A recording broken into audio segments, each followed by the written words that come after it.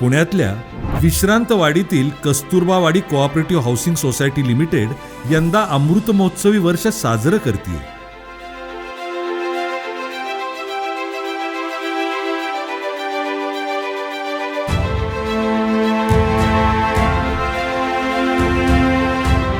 पंच्याहत्तर वर्षापूर्वी मोजकी घरं आणि उजाड खडकाळ माळरानापासून सुरू झालेला सोसायटीचा प्रवास आज सुसज्ज आधुनिकतेची कास धरणाऱ्या परिवर्तनवादी सक्षम सोसायटीपर्यंत येऊन पोहोचलाय. चला तर मग पाहूयात कस्तुरबा सोसायटीची अमृत महोत्सवी सभा.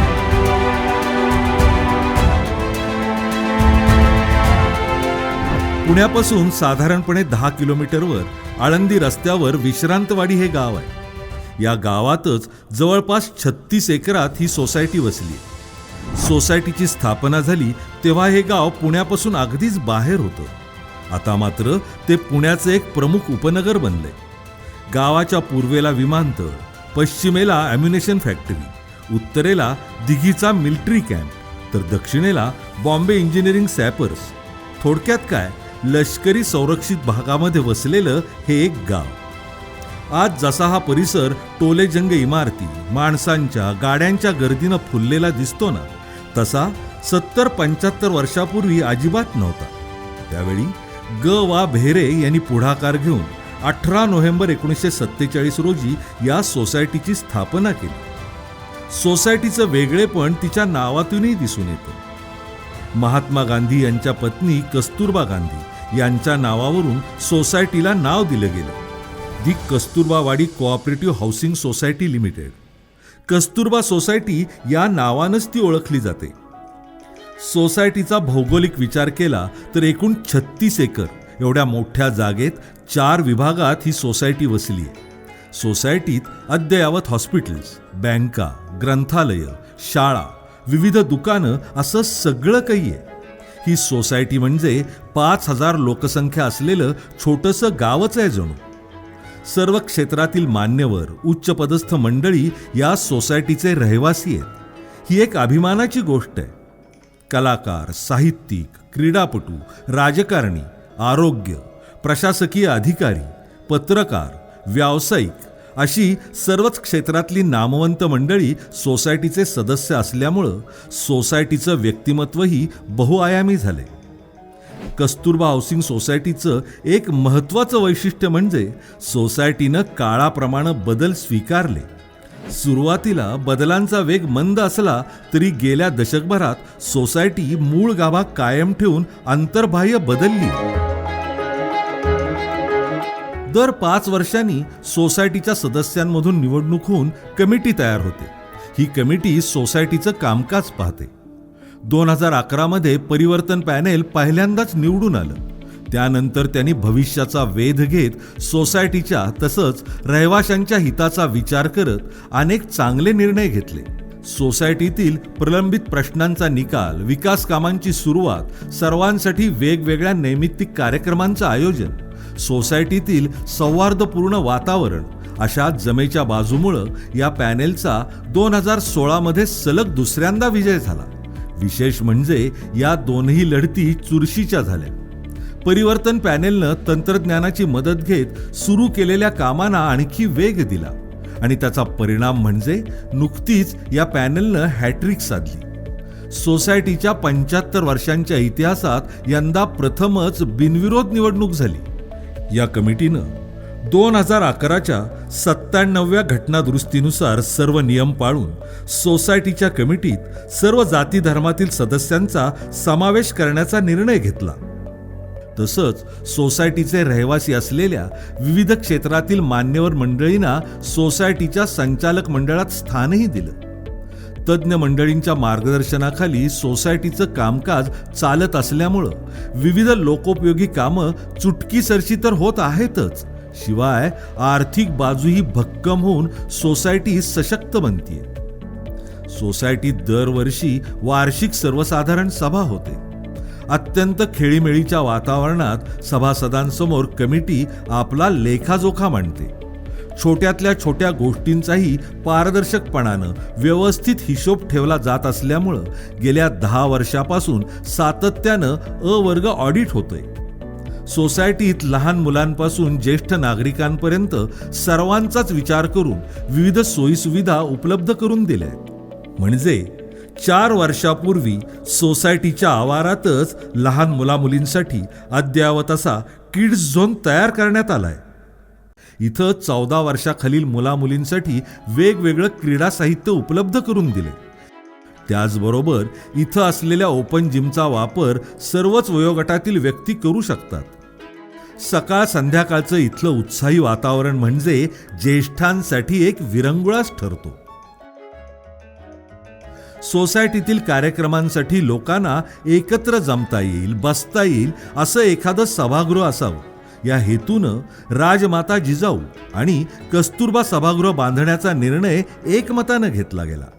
ही दोन्ही सभागृह बांधण्याचा निर्णय हा सोसायटीच्या इतिहासातील मैलाचा दगड म्हणता येईल.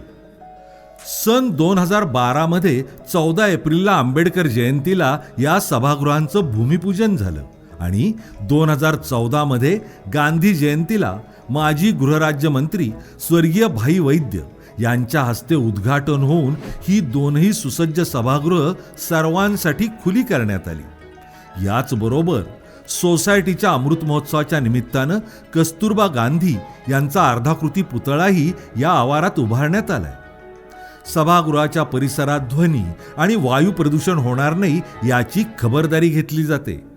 सोसायटीचे विविध कार्यक्रम तर इथे होतातच, त्याशिवाय सभासदांनाही त्यांच्या खाजगी कार्यक्रमांसाठी 50% सवलतीच्या दरात स्वच्छ सुसज्ज असा हॉल उपलब्ध करून दिला जातो. यातून वर्षाला जवळपास 20 ते 25 लाखांचं उत्पन्नही मिळतं. सोसायटीच्या वतीनं दरवर्षी राष्ट्रीय सण तसंच स्थापना दिवस साजरे केले जातात. त्याशिवाय कस्तुरबा फाउंडेशनच्या सहकार्यानं संक्रांत, होळी, गणेशोत्सव, नवरात्री, कोजागिरी, दिवाळी असे वेगवेगळे उत्सव नैमित्तिक कार्यक्रम एकत्र येऊन साजरे केले जातात. आजवर या वेगवेगळ्या सांस्कृतिक कार्यक्रमांना विविध क्षेत्रातील अनेक मान्यवर पाहुणे म्हणून लाभलेत. असे कार्यक्रम म्हणजे एक सांस्कृतिक वैचारिक मेजवानीच ठरते. खास करून तरुण वर्ग आणि लहान मुलांसाठी ही पर्वणीच असते. कस्तुरबा सोसायटीच्या ब विभागात एक जुनी विहीर होती. बरीच वर्ष वापरात नसल्यानं त्यात गाळ साठला होता. 2012 मध्ये या विहिरीचं काम करून घेतलं आणि पाणी वापरण्यायोग्य केलं. यामुळं वार्षिक उत्पन्नात 3 लाख रुपयांची भर पडली. पुण्यातल्या जागांचे भाव गगनाला भिडले. त्यामुळं उपलब्ध जागांचा चांगल्या पद्धतीनं वापर तसंच निरुपयोगी मालमत्तेच्या विक्रीतून सोसायटीची आर्थिक बाजू भक्कम करण्यावर कमिटीनं जोर दिला. झोपडपट्टीत गेलेल्या सोसायटीतल्या बऱ्याच प्लॉटचे प्रश्न अनेक वर्षापासून लांबले होते, ज्यांची किंमत 2 लाखाच्या वर जातच नव्हती.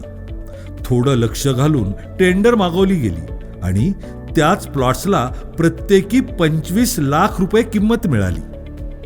यात सोसायटी सोबतच सभासदांचाही फायदा झाला. सोसायटीची काही प्रकरणं न्यायप्रविष्ट होती. यात काही वर्षापासून प्रलंबित असणाऱ्या 11 कोर्ट केसेस होत्या.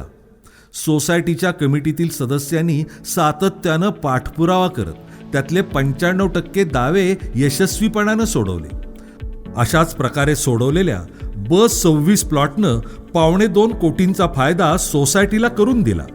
सोसायटीच्या ड विभागातला 22 नंबरचा प्लॉट एक अडथळाच होता. इथंही कमिटीतील सदस्यांनी एक चांगला निर्णय घेतला.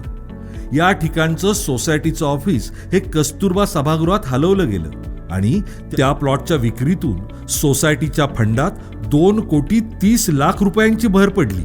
कमिटीतील सदस्यांनी सगळ्यांना विश्वासात घेत दूरदृष्टीनं काटेकोर नियोजन करून त्यावेळी असे योग्य निर्णय घेतल्यामुळं आज सोसायटीची तिजोरी भरलेली दिसतीये. सोबत लोकोपयोगी विकास कामही सुरूच आहेत. त्याशिवाय सोसायटी लेआउट, सिटी सर्वे यासारखे शासकीय कार्यालयातील प्रलंबित असलेले प्रश्न तसंच इतरही तांत्रिक अडचणी योग्य पाठपुरावा करून सोडवल्या. ट्राय पार्टी ॲग्रीमेंटचा सातत्यानं पाठपुरावा करून कमिटीनं गेल्या 10 वर्षात 18 नोंदण्या नव्यानं केल्या, तर 36 प्रक्रियेत आहेत. थकबाकी वसुलीसारख्या कामातही सोसायटीनं लक्ष घालून उत्पन्न वाढवलं. येत्या काही वर्षात आणखी चांगल्या सोयीसुविधा तसंच विविध विकास कामं हाती घेण्याचा सोसायटीचा विचार आहे. अमृत महोत्सवी वर्षाचं निमित्त साधून सोसायटीतल्या कचऱ्याची विल्हेवाट लावण्यासाठी घनकचरा व्यवस्थापन प्रकल्प लवकरच कार्यान्वित केला जाईल. सोसायटीतल्या 4ही विभागातून वाहणाऱ्या नाल्यावर पुणे महानगरपालिकेच्या सहकार्यानं नाला गार्डन प्रकल्पही हाती घेतला जाईल. शाश्वत विकासाकडे एक पाऊल म्हणून कस्तुरबा हॉल इमारतीवर वीज निर्मितीसाठी सोलर पॅनल्स बसवण्यात येतील. दोन्ही सभागृहात लवकरच लिफ्ट आणि वातानुकूलित यंत्रणा बसवण्यात येईल. याच ठिकाणी इंडोर गेमची व्यवस्था पुढच्या काळात केली जाईल.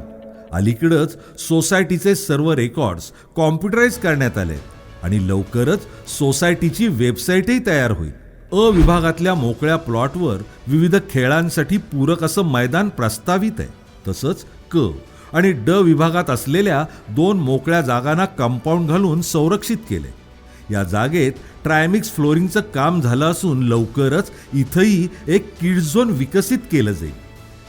पुण्यातल्या सर्वात जुन्या सोसायटींपैकी एक असलेल्या कस्तुरबा सोसायटीनं आधुनिकतेबरोबरच पर्यावरणपूरक आणि शाश्वत विकासाचं धोरण स्वीकारले. या दोन्हीचा मेळ घालत अनेक चांगले निर्णय कमिटी सर्वांच्या सहमतीनं घेते. थोडक्यात विश्रांतवाडीची एक प्रमुख ओळख बनलेली ही आपली सर्वांची कस्तुरबा हाऊसिंग सोसायटी दूरदृष्टीनं निर्णय घेतीये आणि शतक महोत्सवाकडे दमदार पावलं टाकतीये, हे मात्र नक्की.